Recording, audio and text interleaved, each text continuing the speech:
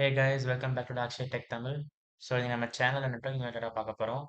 So நம்ம network related already நம்ம ஒரு போல் கூட வச்சுருந்தோம். ஸோ அதில் சில பேர் வந்து நெட்வொர்க்கிங் டீச் பண்ண சொல்லியிருந்தீங்க. ஸோ அதுக்கான வீடியோ தான் இது. ஸோ இது மாதிரி நிறைய நீங்கள் சைபர் செக்யூரிட்டி கண்டென்ட்ஸ், அப்புறம் டெவலப்பர் ரிலேட்டட் கண்டென்ட்ஸ், அப்புறம் ஆப்டிடியூட் ரிலேட்டட் கண்டென்ட்ஸ், அப்புறம் புதுசாக நெட்வொர்க்கிங் வர ஆரம்பிச்சிருக்கோம். இந்த மாதிரி நிறைய விஷயத்தை நீங்கள் பார்க்கணும்னா நம்மளோட சேனலை செலக்ட் பண்ணிக்கோங்க. லைக் அண்ட் ஷேர் பண்ணுங்கள், ரொம்ப ஹெல்ப்ஃபுல்லாக இருக்கும். ஸோ இன்னைக்கான வீடியோ நம்ம என்னென்ன பார்க்க போகிறோம்னா பேசிக் ஸ்டெப்ஸ் தான். லைக் வாட் இஸ் நெட்வொர்க்கிங், அப்புறம் வந்து நெட்வொர்க்கிங்கோட டைப்ஸ் என்னென்ன இருக்குது, அப்புறம் நெட்வொர்க்கிங்கில் சில காம்பனன்ட்ஸ்லாம் இருக்கும், அது பார்க்க போகிறோம்.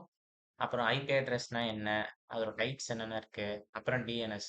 இந்த டிஎன்எஸ் பற்றி நம்ம லாஸ்ட் வயசாக் வீடியோவில் நம்ம சொல்லியிருந்தோம். ஸோ அதே இது நீங்கள் கனெக்ட் பண்ணி பார்த்தீங்கன்னா உங்களுக்கு இன்னும் கொஞ்சம் கிளியராக புரியும் அந்த வயசாக்கோட ஒர்க் ஃப்ளோ. ஸோ ஆரம்பிக்கலாம். ஃபர்ஸ்ட் நெட்வொர்க்கிங் என்னன்னு பார்த்தீங்கன்னா, ஒரு 2 ஆர் மோர் டிவைஸஸை வந்து நம்ம நெட்வொர்க்கில் நம்ம கம்யூனிகேட் பண்ணுறது பேர் தான் நெட்வொர்க்கிங்னு சொல்லுவாங்க. இங்கே கம்யூனிகேஷனுங்கிறது எப்படி நடக்கும்னு பார்த்தீங்கன்னா, நெட்வொர்க் பேக்கெட்ஸாக இருக்கும்.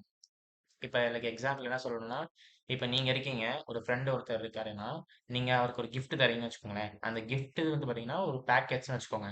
இப்போ இது மூலமாக தான் நீங்கள் அந்த இன்னொரு பர்சனுக்கு நீங்கள் கம்யூனிகேட் பண்ணுறீங்க இதை கொடுத்து. ஸோ இது பேர் தான் நெட்வொர்க்கிங் சொல்லுவாங்க. இது நெட்வொர்க்கில் நடக்கும்போது நெட்வொர்க் பேக்கெட்ஸாக சென்ட் பண்ணுவாங்க. இதுக்கு எக்ஸாம்பிள் என்னன்னு பார்த்தீங்கன்னா, இப்போ நீங்க வந்து Googleல போயிட்டு ஒரு வெப்சைட் ஓப்பன் பண்றீங்கன்னு வச்சுக்கோங்களேன். அந்த வெப்சைட் ஓப்பன் பண்ணும்போது உங்களுக்கு வெப்சைட் வந்து வியூ ஆகுதா? அது எப்படி வியூ ஆகுதுன்னா, நீங்க இங்கேருந்து ஒரு பேக்கெட்ஸ் அங்க அனுப்புறீங்க. அதுக்கு அந்த சர்வர் வந்து ரெஸ்பாண்ட் பண்ணி உங்களுக்கு அந்த சைட்ட உங்களுக்கு காட்டுது. இது பேரு தான் நெட்வொர்க்கிங்ன்னு சொல்லுவாங்க. அதே மாரி இந்த சைபர் செக்யூரிட்டி ரிலேட்டட் கன்டென்ட்டா நீங்க பார்க்கும்போது, சைபர் செக்யூரிட்டில நெறைய அட்டாக்ஸ் வந்து நெட்வொர்க்ல நடக்கும். அதே அட்டாக்ஸ தடுக்கிறதும் பார்த்தீங்கன்னா, நெட்வொர்க்ல தான் பண்ணுவாங்க. ஓகே. இப்ப நெக்ஸ்ட் வந்து பார்த்தீங்கன்னா, நெட்வொர்க்கிங்கோட டைப்ஸ். இது என்னன்னு பார்த்தீங்கன்னா, ரொம்ப பேசிக்கான டைப்ஸ் தான். இப்ப லேன், மேன், வேன் சொல்லுவாங்க.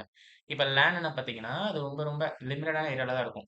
இப்ப லிமிட்டடான ஏரியான்னு வரும்போது, அது ஒரு சின்ன ஒரு இப்ப நீங்க ஒரு ஒரு வீட்ல வந்து ஒரு வைஃபை வச்சிருக்கீங்கன்னா, அது லேன்னு சொல்லுவாங்க. அது அந்த வீட்டுக்குள்ள மட்டும் தான் ஆக்சஸபிளா இருக்கும். அது அது குறிப்பிட்ட மீட்டர் மட்டும் தான் இருக்கும். ரொம்ப லார்ஜ் ஏரியாவ அது கவர் பண்ணாது. இப்ப உங்க ஆஃபீஸ்ல இருக்கீங்கன்னா, அங்க ஒண்ணு இருக்கும். காலேஜ்ல இருந்தீங்கன்னா, அங்க ஒண்ணு இருக்கும். இப்ப அதே நீங்க மேன் பார்த்தீங்கன்னா, மெட்ரோபாலிட்டன் நெட்வொர்க் சொல்லுவாங்க. இது என்னன்னு பார்த்தீங்கன்னா, ஒரு சிட்டிய கவர் பண்ற மாரி இருக்கும். லைக் ஒரு சென்னை சிட்டி மாரி இருக்குன்னா, அங்க அந்த சிட்டிக்கு ஒரு நெட்வொர்க் இருக்கும். அததான் மேன்னு சொல்லுவாங்க. இப்ப அதே வேன் பார்த்தீங்கன்னா, வைட் ஏரியா நெட்வொர்க் சொல்லுவாங்க. நெறைய மல்டிபிள் மேன் தான் இங்க வேன் சொல்லுவாங்க. இதுக்கு பெஸ்ட் எக்ஸாம்பிள் பார்த்தோம்னா, இன்டர்நெட். இப்ப இந்தியான்னு ஒண்ணு இருக்குன்னா, இந்தியால பல டைப்ஸ் ஆஃப் மேன் இருக்கும். அது எல்லாம் சேர்ந்தது தான் ஒரு வேன். இந்தியாவுக்கு ஒரு வேன் இருக்கும். இந்த மாரி தான் வேன் கவர் ஆயிருக்கும். ஸோ நீங்க சிம்பிளா லேண்ட்னா இருக்கிறதுல ஸ்மாலஸ்ட் ஏரியா, மேன்னா கொஞ்சம் மீடியம், வேன்னா கொஞ்சம் இருக்கிற லார்ஜ். இந்த மாரி வச்சுட்டீங்கன்னா ஆட்டோமேட்டிக்கா ஈஸியா புரிஞ்சிடும். இப்ப நெக்ஸ்ட் என்னன்னு பார்த்தீங்கன்னா, பேசிக் காம்போனன்ட்ஸ் ஆஃப் நெட்வொர்க்கிங். இப்ப நெட்வொர்க்கிங்ல பார்த்தோன்னா, முக்கியமான 2 ஒரு டாபிக் இருக்கும். அதாவது என்னன்னா, கிளையன்ட் அண்ட் சர்வர். இத வச்சு தான் நெட்வொர்க்கிங் முழுசாவே அது இருக்கும். நெட்வொர்க்கிங்ல வந்து கிளையன்ட் அண்ட் சர்வர். இப்ப கிளையன்ட் என்னன்னு பார்த்தீங்கன்னா, நம்ம தான். இப்ப நம்ம வந்து எப்படி சொல்றது இது? நம்ம வந்து இப்போ குரோம்ல போயிட்டு வந்து ஏதாவது ஒரு சைட் நம்ம ஆக்சஸ் பண்ண ட்ரை பண்றோம் வச்சுக்கோங்களேன். இப்ப நம்ம என்ன பண்ணுவோம்? குரோம் ஓப்பன் பண்ணிட்டு, இப்ப அந்த சைட்டோட நேம் அப்படியே டைப் பண்ணோம்னா, ஆட்டோமேட்டிக்கா அங்க போகும் கரெக்ட்டா? இப்ப இந்த டைம்ல அந்த கிளையண்ட்ங்கிறது என்னன்னு பார்த்தோம்னா, அந்த ப்ரௌசர். நம்ம யூஸ் பண்ண அந்த ப்ரௌசர். அந்த ப்ரௌசர் வழியா நம்ம டேட்டா வந்து நம்ம சர்வருக்கு வந்து நம்ம அனுப்புறோம். அது மூலமா அந்த சர்வர் வந்து அதுக்கான ரெஸ்பான்ஸ நமக்கு தருது. இப்ப அதுதான் அந்த சைட். இப்ப நீங்க வந்து குரோம் போயிட்டு இப்ப நீங்க லைக் ஒரு சாட் ஜிபிடின்னு போட்டீங்கன்னா, அந்த சாட் ஜிபிடி உங்களுக்கு வியூ ஆகுதுன்னா, அது பேர் தான் சர்வர்ன்னு சொல்லுவாங்க. இப்ப அதே டிரான்ஸ்மிஷன் மீடியா. இப்ப டிரான்ஸ்மிஷன் மீடியான்னா ஒண்ணும் இல்ல. அ அ எந்த பாத்ல அது போகுது அந்த பேக்கெட்ஸ் அதுதான் டிரான்ஸ்மிஷன் மீடியான்னு சொல்லுவாங்க.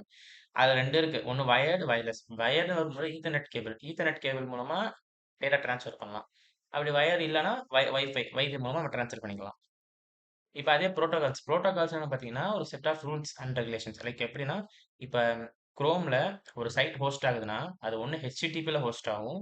இல்லன்னா HTTPSல ஹோஸ்ட் ஆகும். இப்ப அதே நீங்க ஒரு மெயில் அனுப்புறீங்க ஒருத்தருக்குன்னா, அது SMTPல தான் சென்ட் ஆகும். Simple mail transfer protocol. இது ஒரு ரூல்ஸ். இந்த மாரி தான் அது டேட்டா பாஸ் ஆக முடியும். ஒவ்வொரு விதமான யூசேஜ பொறுத்து.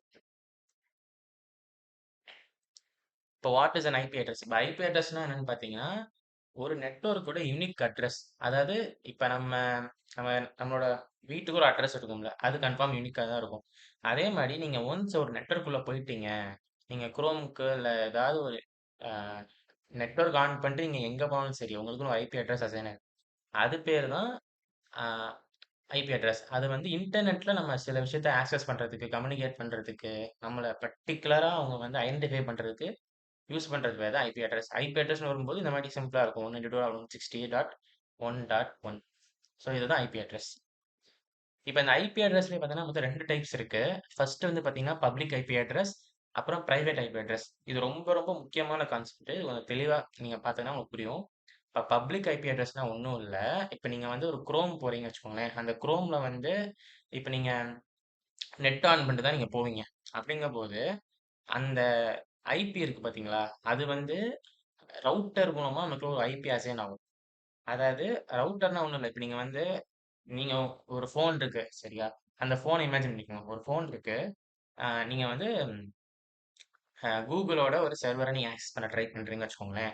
இதுக்கு இடையில வேலை செய்றது தான் ரவுட்டர். இந்த ரவுட்டர் என்ன பண்ணும் பார்த்தீங்கன்னா, உங்களோட பிரைவேட்டான ஐபி இருக்குல்ல, பிரைவேட் ஐபி. பிரைவேட் ஐபினா அது வந்து உங்களுக்கு பிரைவேட்டா இருக்கும். அது வந்து நீங்க குரோம்ல விசிபிள் ஆச்சுன்னா, உங்கள ஈஸியா ஹேக் பண்ணிருவாங்க. அப்படி ஹேக் பண்ணக்கூடாதுன்னு சொல்லிட்டு ஐஎஸ்பின்னு ஒண்ணு இருப்பாங்க. ஐஎஸ்பின்னு பார்த்தீங்கன்னா, இன்டர்நெட் சர்வீஸ் புரொவைடர்ஸ்.